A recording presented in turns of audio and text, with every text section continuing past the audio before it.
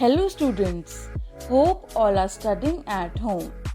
This week we would start with chapter 2 of Social and Political Life, Parliamentary Government. So let's begin. As you have already studied that India is a democratic country. A democratic country is one in which its citizens participate in the decision making process of the government. Democratic government can further be divided into two categories: parliamentary form and presidential form. The framers of a constitution benefited from the experiences of other countries. The Constitution Committee favorably recommended the parliamentary form on the grounds that it best suited Indian conditions. Finally, after several rounds of discussions and arguments, the framers of the Constitution adopted the parliamentary form of government. Now we will understand what is the difference between both the forms of government, parliamentary and presidential. First is the difference of real head. What is real head? Real head is the position of a person who is the head of the government and rules the nation. So, in parliamentary form, Prime Minister is real head, whereas in presidential form, President is the real head. Then, second difference is that Prime Minister is the leader of the majority party in the parliament. He is not directly elected, whereas the President is directly elected by the people in presidential form, and he is not from majority party that wins. Then, third difference is that in parliamentary form, the government remains in power till it enjoys confidence and support of majority. The parliamentary has full control over the government. That's the reason why it is called as parliamentary form of government. If the Prime Minister loses the majority in Parliament, the government has to resign. In presidential form, President cannot be easily removed during his tenure. It means Parliament has no control over President. Now we would understand the reasons for opting the parliamentary system of government in India. First reason is India being a British colony, India was influenced by the British parliamentary system of governance. It is not rigid as in case of presidential form, where the head of government cannot be removed easily, but ours is very flexible. Then the executive is responsible to the legislature for its action. Parliamentary form is a government that considers the people's needs and views. The need of general public is not overlooked. Parliament is people's representative. Parliamentary government is answerable and responsible to legislature because Parliament is law-making body. Last reason is our country is vast in size and has high population. Now we would understand Parliament in depth. The law-making body at the center is called the Parliament. Lok Sabha and Rajya Sabha are two houses of Parliament. The Lok Sabha. The lower house of the Parliament is called the Lok Sabha or the House of the People. It is called so because it consists of members who are directly elected by the people. Now there is very important amendment. We will look over it. Earlier, before January 2020, 2 seats in Lok Sabha were reserved for Anglo-Indian community. Who are they? They are mixed Indians, and through the paternal line, they have European ancestry. In January 2020, these seats were abolished by 104th Constitutional Amendment. These two seats were nominated by President before that. The reason is that the population of Anglo-Indians in India was just 296 approximately in 211 census. Then there is an important term about which we would be discussing later on. But first we would understand what is its meaning. Constituencies. Each state and union territory is divided into various constituencies. Area-based systematic representation, it means geographical area from where one leader is chosen, and voters living in that area would be choosing one representative. Each MP, that is Member of Parliament, represents a single geographical constitution. This you can see in the map. There are currently 543 constituencies. Now in the given map, as you can see, as per the population of the state, the constituencies are fixed. For example, Jammu Kashmir is having less population, so 6 constituencies of Lok Sabha are there. And Uttar Pradesh is having maximum population, so there are 80 constituencies in Uttar Pradesh for Lok Sabha. So it depends upon the geographical area. Then we would understand more topics on Lok Sabha. So we would start with composition. The maximum number of members in Lok Sabha can be 550. Out of these, the maximum 530 are elected from different states and 20 from union territories. In your book, there is one sentence relating to Anglo-Indians. You please cross it. About that, we have already discussed that now it is abolished by means of an amendment. Then qualifications. In order to be elected as a member of Lok Sabha, a person must have the following qualifications. He or she must be a citizen of India. He or she should not be less than 25 years of age. Then the procedure for election. Members of Lok Sabha are elected through the general elections. For the purpose of elections, the country is divided into constituencies. About the constituencies, we have already read. All citizens above 18 years have the right to vote, that is universal adult franchise. People cast their vote through a secret ballot. These days, electronic voting machines are commonly used in elections. Then is term. The members of Lok Sabha are elected for a term of 5 years. If the party in power loses its majority, the president can dissolve the Lok Sabha before its term is over. On the other hand, in case of an emergency, the term of the Lok Sabha can be extended for 1 year. Now we would understand the meaning of these technical words. First one is dissolve. It means close down or dismiss. Then another term in your book is no confidence motion. It means the person in position no longer deemed fit to hold the responsibility. And if no other leader acts maturely, fresh elections are announced. Then, presiding officer.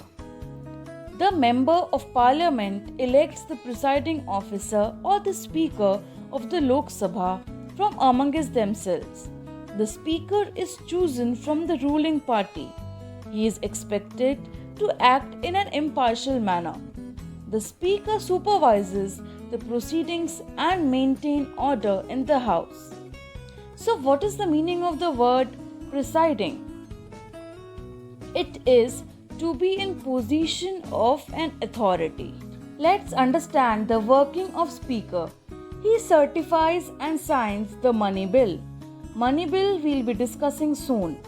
Then speaker gives permission to pass all the bills and resolutions. Resolution means a decision or opinion. which has obtained the majority vote in favor. It is also passed by Speaker, and about bill we would understand later on. And third important work of Speaker is to give a casting vote. It is an extra vote given by a Speaker to decide an issue when the voter on each sides are equal. Now let's see about Rajya Sabha. These both houses are completely different. The Rajya Sabha is the upper house of the parliament. It is also called the Council of States. The states participate in legislative activity at the center through this house. So we would start with composition. The maximum number of members of Rajya Sabha can be 250. Out of these, 238 are representatives of states and union territories and 12 are nominated by the President of India. The nominated members are well known in the fields of literature, science, art, and social science. Then, qualifications for its members. To become a member, a person must be a citizen of India and should not be less than 30 years of age. Then, election. Elections to the Rajya Sabha are indirect. The members of Rajya Sabha are elected by the members of Legislative Assembly of the state. Now there is one phrase in the textbook, proportional representation by the single transferable vote. Let's understand it. Proportional representation is an electoral system in which parties gain seats in proportion to the number of votes cast for them. Then list of candidates' name is given to the voters. They have to number 1, 2, 3 and so on for the candidates they want to choose. It means voters will rank them as per their preferences. Candidates whom the voter wants to choose would be ranked first. Now we'll see how is the counting done. In first stage, first choice candidates are counted. Candidates who receive very few votes are usually excluded and their votes are transferred to other candidates according to the preferences that are expected by the voter. Now is term. The Rajya Sabha is a permanent house. It cannot be dissolved. 1/3 of its members retire every year, that is after every 2 years, not every year. Every member has a 6 years term. Then we would see eligibility. So the basic qualifications to become a member of parliament are as follows. That is, he can be a member of Rajya Sabha or Lok Sabha. At least these things he must do. We have already learned about citizenship. And he must not be of unsound mind. It means mentally not normal. He must not be insolvent. It means a state of being unable to pay personal debts or money that are borrowed from someone. Then he must not have any financial gain or benefit from his position in government. If all these qualifications are there, then person is not eligible to become a MP. Now the presiding officer. The Vice President of India is the ex officio chairman of Rajya Sabha. Now we have seen in Lok Sabha the presiding officer was Speaker. Here presiding officer is the chairman. The member of Rajya Sabha also elects a deputy chairman from amongst themselves. Then we would understand about lawmaking. Our parliament makes laws for the whole country. It is the supreme law-making body in the country. It has the power to legislate on all subjects that are under the jurisdiction of the central government. It can enact new laws or change the existing ones. The proposal for a law is called a bill. There are two types of bills, ordinary bill and money bill. First, we will start with money bill. Any bill relating to income and expenditure is called a money bill. A money bill is introduced in the Lok Sabha.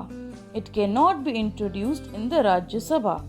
When it is passed in the Lok Sabha, it is sent to the Rajya Sabha. It is mandatory for Rajya Sabha to return the bill with its recommendations within 14 days from the date of receipt. If it does not do so, the bill is considered to be passed by both the houses. The bill is then sent to the President for his or her assent. Then ordinary bills. The bills other than money bills are called the ordinary bills. These bills can be introduced in any houses of the Parliament. Every ordinary bill that is introduced has to go through the following 3 readings in each house. First reading. It is an introductory stage. There is no debate at this stage. The minister or any member who introduces the bill gives a general speech explaining the purpose of the bill. Second reading. At this stage, first of all, a general discussion is held. Then, a clause by clause discussion takes place. The member who supports the bill explains why the bill is important and necessary. The member can also suggest changes in the bill. Then is the third reading. At this stage, the bill is moved for final approval.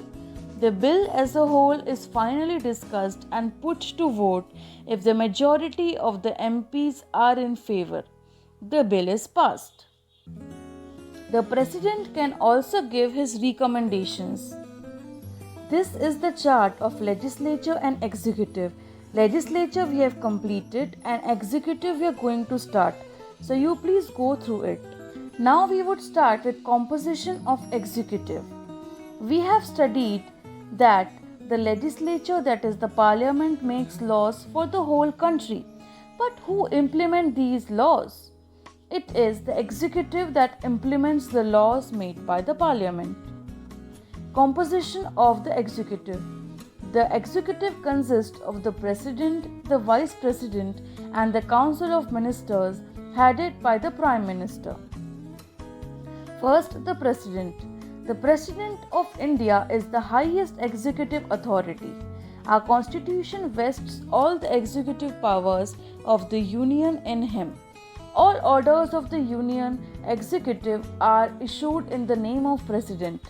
He is the constitutional head of the state and represents the Republic of India. The Prime Minister, Council of Ministers, officials and experts of the civil service assist the advise the President in his or her work. Then is qualifications. To be the President of India, a person should have the following qualifications. First one is citizenship. Then, he or she should not be less than 35 years of age. He or she should be qualified for becoming a member of the Lok Sabha. Then there is one technical term, impeachment. What is it? It means when a person is not performing all his duties properly, he can be removed from the office. Then there are 4 parts of President: judicial, legislative, executive and emergency. Let's understand them one by one. So the first power is executive power.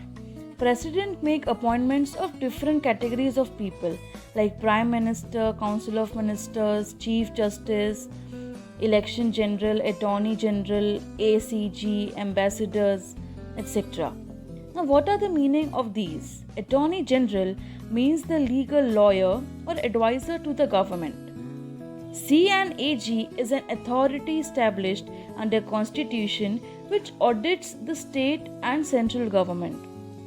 Then is ambassador, an important official who works in a foreign country representing his own countries. Then he is the supreme commander of defense force. He signs treaties and declares wars. Then is legislative power. First one, he summons and prorogues houses of parliament. It means summon means start and prorogue means end. Then he addresses joint sessions, means he gives a welcoming speech during the sessions of both houses. Then he can issue ordinance. Ordinance are the laws that are put into effect by the President for approval of Parliament, and this is done when the parliament is not in session. Then union territories are directly governed by him. He signs the bill to become a law. This we have read when we were studying about bills. Then judicial powers. He can appoint judges of Supreme Court and High Court.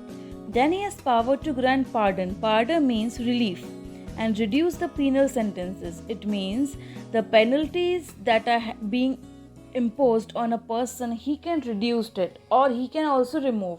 He can also reduce the death sentences that are given. Then is emergency power.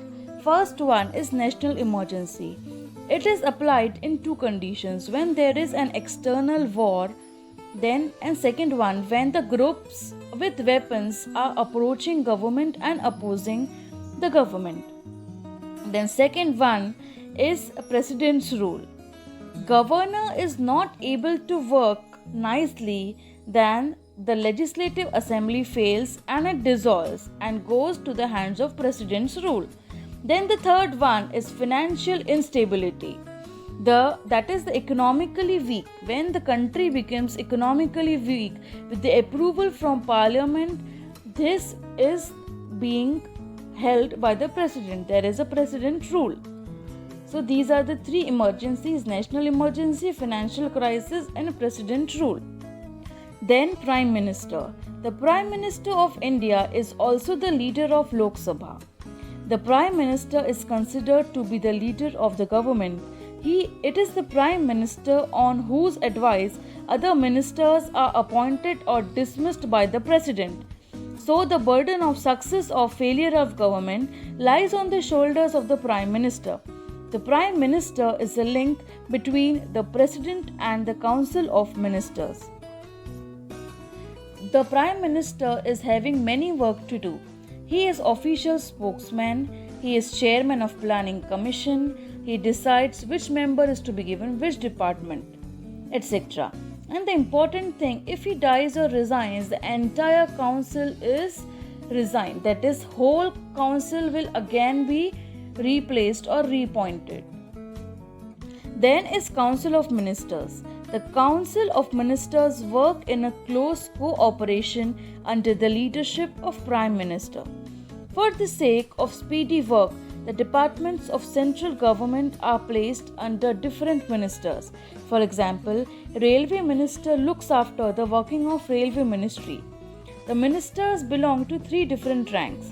The highest rank is Cabinet Minister, then is Minister of States, and the lowest one is Deputy Minister. Each member looks to a department of government known as Ministry. Then is Principle of Collective Responsibility. This is an important principle. If no confidence motion is passed against any minister, then whole council has to resign. This we have talked earlier also about no confidence motion. And if one single member is doing any mistake, then it will affect the entire council.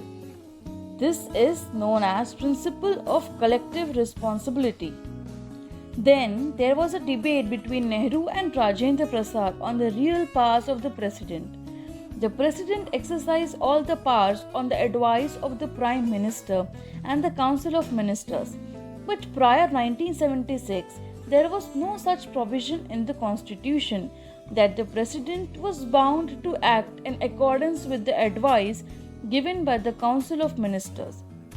Later, the difference of opinions arose between Pandit Jawaharlal Nehru and Dr. Rajendra Prasad on the real powers of President. During the debates in the Constituent Assemblies, Dr. Rajendra Prasad said, "Although there is no specific provisions in the Constitution itself, making it binding on the President to accept the advice by his ministers, it is hoped that the convention under which in England the King always acted on the advice of his ministers would be established in this country also."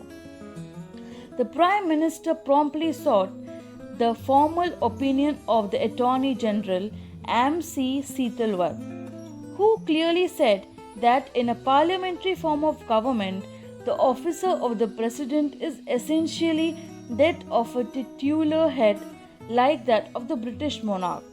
Later, when the 42nd and 44th Amendment Act were passed in 1976 and 1978, respectively, all such controversies came to an end.